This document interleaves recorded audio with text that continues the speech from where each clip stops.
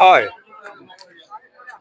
মোৰ বক্তব্য ইতিমধ্যে আমি ৰাখিছো আমাৰ মূল দাবী দুটা অসমৰ নাটযোগীসকলে পূৰ্ণাংগ সংৰক্ষিত শ্ৰেণীৰ অধিকাৰ দাবী কৰিছে ইতিমধ্যে অসমৰ নাটযোগীসকল সংৰক্ষিত শ্ৰেণীৰ ভিতৰত আছে কিন্তু আমাক যিটো সেকশনত 1986 ৰ ক্লজ 10 আৰু সাবসেকশন 160 অধীনত আমাক সংৰক্ষিত শ্ৰেণী দি থৈ দিছে কিন্তু সেই সংৰক্ষিত শ্ৰেণীৰ অধিকাৰে আমাৰ অসমৰ নাটযোগীসকলক পূৰ্ণাংগ ভূমিৰ অধিকাৰ নিদিয়ে সেইকাৰণে আমি অসম চৰকাৰক এই শোভাযাত্ৰাৰ যোগেদি আমাৰ এই প্ৰতিবাদী কাৰ্যসূচীৰ যোগেদি আমি তেখেতসকলক আহ্বান জনাব বিচাৰিছো যে অসমৰ নাটযোগীসকলক 1886 ৰ যি Assam land and revenue act আছে তাৰ অধীনত আমাক 164 সেকশনত আমাক পূৰ্ণাংগ আমাক সংৰক্ষিত শ্ৰেণীৰ অধিকাৰ প্ৰদান কৰিব লাগে আমাৰ হেতু মূল দাবী দ্বিতীয় দাবী আপোনালোকক ক'লে অলপ দেৰি আগতে যে স্বাধীনতাৰ ৮টা বছৰত অসমৰ নাটযোগীসকলৰ মাত্ৰ আজিলৈকে ৭জন মানুহ বিধানসভালৈ নিৰ্বাচিত হৈছে তাৰে মাত্ৰ দুগৰাকী ব্ৰহ্মপুত্ৰ উপত্যকাৰ অসমীয়া ভাষী গতিকে আমি অসমৰ নাটযোগীসকলৰ সৰ্বাংগীন বিকাশৰ কাৰণে আমি এখন উপগ্ৰহীয় ভিত্তিত স্বায়ত্তশাসিত পৰিষদ গঠন কৰা আমি চৰকাৰৰ ওচৰত দাবী জনাইছো 1912 চনৰ পৰা 2012 চনৰ পৰা আমাৰ এই দাবী আছে আমি স্বশাসনৰ জৰিয়তে আমাৰ মানুহখিনিক সৰ্বাংগীন উন্নতি সাধনৰ কাৰণে আমি এটা ব্যৱস্থা বিচাৰিছো সেইখিনি আমাৰ মূল দাবী ঠিক আছে ধন্যবাদ মৰিগাঁও জিলা যোগী সন্মিলনী মৰিগাঁও জিলা মহিলা পৰিষদ মৰিগাঁও জিলা ব্ৰাহ্মণ পৰিষদ সাহিত্য পৰিষদ যুৱ পৰিষদ সকলোৱে লগ হৈ আমি নাটযোগীসকল পূৰ্বৰ পৰা খিলঞ্জীয়া আৰু শান্তিপ্ৰিয় জাতি সকলোৱে জানে নাথসকল সকলোৱে জানে শান্তিপ্ৰিয় জাতি আৰু আমাক আজি স্বাধীনতা লাভ কৰাৰ পিছৰ পৰা খালি ভোটটোৰ কাৰণে ব্যৱহাৰ কৰিছে কিন্তু কোনোদিন আমাক কোনো এটা উচ্চ পদস্থ বিষয়ত নাই অসম চৰকাৰ হওক অসম চৰকাৰ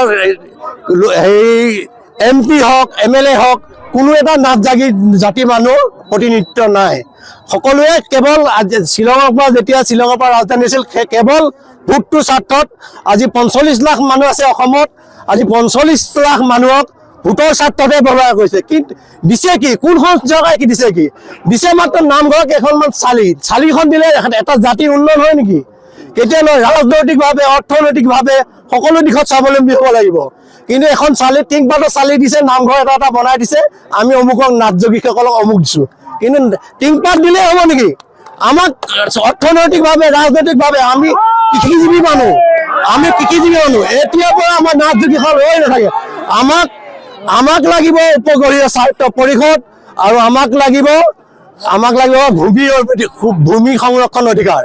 ভূমি সংৰক্ষণ অধিকাৰ 164 ছেকশ্যন অধিকাৰ লাগিব, য'ত নেকি সকলো সমান অধিকাৰ থাকে। 164 অধিকাৰটো ছেকশ্যনৰ নম্বৰ 164 অধিকাৰ লাগিব। অতি শীঘ্ৰেই অসম চৰকাৰে ঘোষণা কৰক, আমাক যাতে সকলো দিশতে যাতে আমাক ৰাজনৈতিক হওক অৰ্থনৈতিক হওক সকলো দিশতে যে নাথ মানুহখিনি প্ৰতিনিধিত্ব থাকিব পাৰে, তাৰ এখন চুক্তি লাগিব আমাক। আমি যেতিয়ালৈ আমাক প্ৰতিনিধিত্ব নেদে, আমাৰ আজি নিগম নিকায় এনেকুৱা দুখৰ বিষয়, এটা নিগম নিকায়তো আমাৰ কোনো এজন অধ্যক্ষ নাই, কোনো নাথ মানুহৰ অধ্যক্ষ নাই। কি কাৰণে নাই?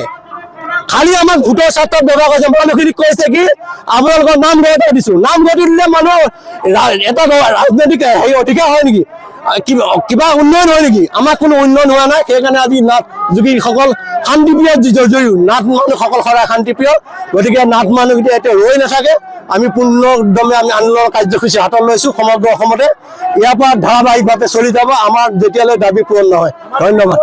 পৰৱৰ্তী কাৰ্যসূচী আমাৰ কেন্দ্ৰীয় সমিতি গঠন কৰিব। ইয়াৰ পিছত আছে নগাঁও, আজি নগাঁও মৰিগাঁও আছে, তাৰপিছতে পশ্চিম ফালে আছে গোৱালপাৰা চোৱালপাৰা আছে, তাৰপিছত পৰৱৰ্তী কাৰ্যসূচী আমাক ঘোষণা দিব। তিৱা কাউন্সিলত আমাৰ OBC এটা হেৰি থাকে, কোনোদিন আমাৰ নাথো OBCত পাওঁ, কিন্তু কোনোদিন নাথ মানুহক এজন সদস্য লোৱা নাই তিৱা হেৰিত, কিন্তু ভোটটো দি থাকে। তিৱা কাউন্সিলত নাথে ভোটটো দি থাকে, কিন্তু নাথৰ OBC মৰ্চাতে OBCতে হওক, OBC জিলা এই নিগম নিকায়তে হওক আৰু তিৱা কাউন্সিলৰ কোনোদিন নাথক এজন সদস্য নলয়। গতিকে আমাৰ দাবী, আমি নিগম নিকায় বিভিন্ন ক্ষেত্ৰত আমাৰ প্ৰতিনিধি থাকিবই লাগিব। কেন্দ্ৰীয় সমিতি আমি আকৌ বহিম, ইলেকশ্যনত হয়তো ইলেকশ্যন আমি বয়কট কৰিম। যদি আমাৰ দাবী নামাতে তেতিয়াহ'লে আমি ইলেকশ্যন কোনো চৰকাৰ বিৰোধী নহয়। নাই নাই, সেইটো এতিয়ালৈ হোৱা নাই। আমি কাৰো বিৰোধী নহয়, আমাৰ দাবীকেইটা আমাক মানিব লাগিব।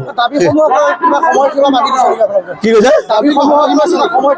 সময়সীমা নাই, সময়সীমা আমি বান্ধি দিয়া নাই। পৰৱৰ্তী আমাৰ মিটিং হ'ব, মিটিঙত হেৰি হ'ব।